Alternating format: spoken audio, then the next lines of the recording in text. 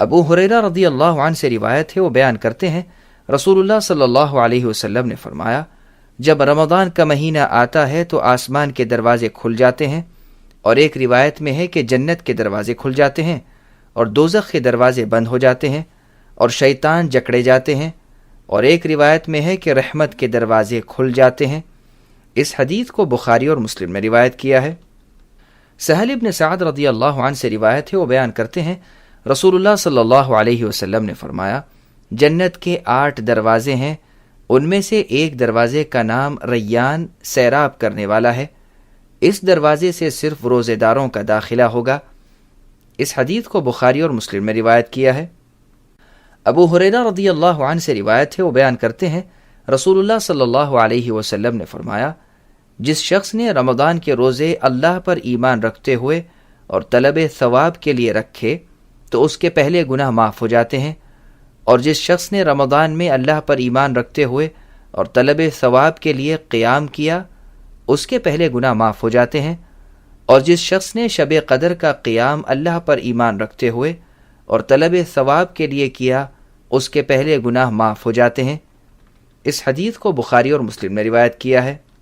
ابو ہریرہ رضی اللہ عنہ سے روایت ہے، وہ بیان کرتے ہیں رسول اللہ صلی اللہ علیہ وسلم نے فرمایا، آدم کے بیٹے کے تمام نیک اعمال کا بدلہ 10 گنا سے لے کر 700 گنا تک دیا جائے گا۔ اللہ تعالیٰ کا فرمان ہے، یعنی حدیث قدسی ہے، کہ سوائے روزے کے بلا شبہ وہ میرے لیے ہے اور میں ہی اس کا بدلہ دوں گا۔ انسان اپنی شہوت اور کھانے پینے کو میری رضامندی کے لیے چھوڑتا ہے۔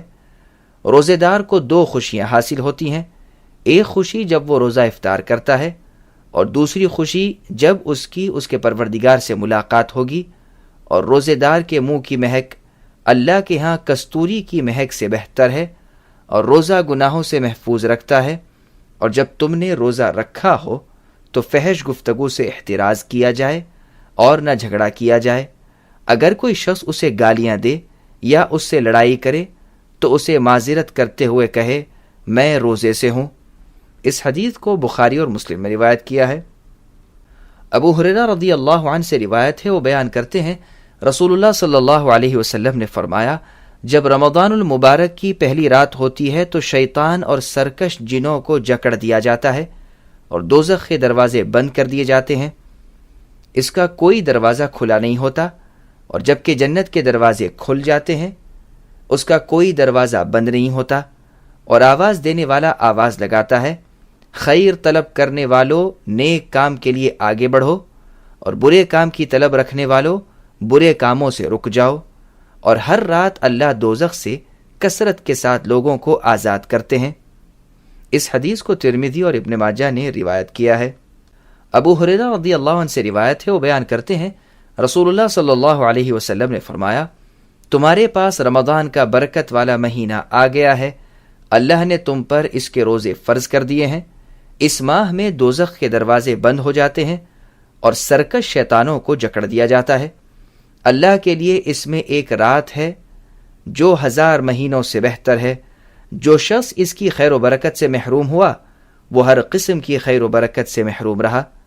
اس حدیث کو احمد اور نسائی نے روایت کیا ہے۔ عبداللہ ابن عمر رضی اللہ عنہما سے روایت ہے، وہ بیان کرتے ہیں رسول اللہ صلی اللہ علیہ وسلم نے فرمایا، روزہ اور قرآن مومن انسان کی سفارش کریں گے۔ روزہ کہے گا، اے میرے پروردگار، میں نے اس کو دن بھر کھانے پینے اور شہوت رانی سے روکے رکھا، اس لیے اس کے بارے میں میری سفارش قبول فرمائیے۔ اور قرآن کہے گا کہ رات کو میں نے اسے نیند سے باز رکھا، اس لیے اس کے بارے میں میری سفارش کو شرف قبولیت عطا فرمائیے، چنانچہ دونوں کی سفارش قبول ہوگی۔ اس حدیث کو بیہقی نے شعب الایمان میں روایت کیا ہے۔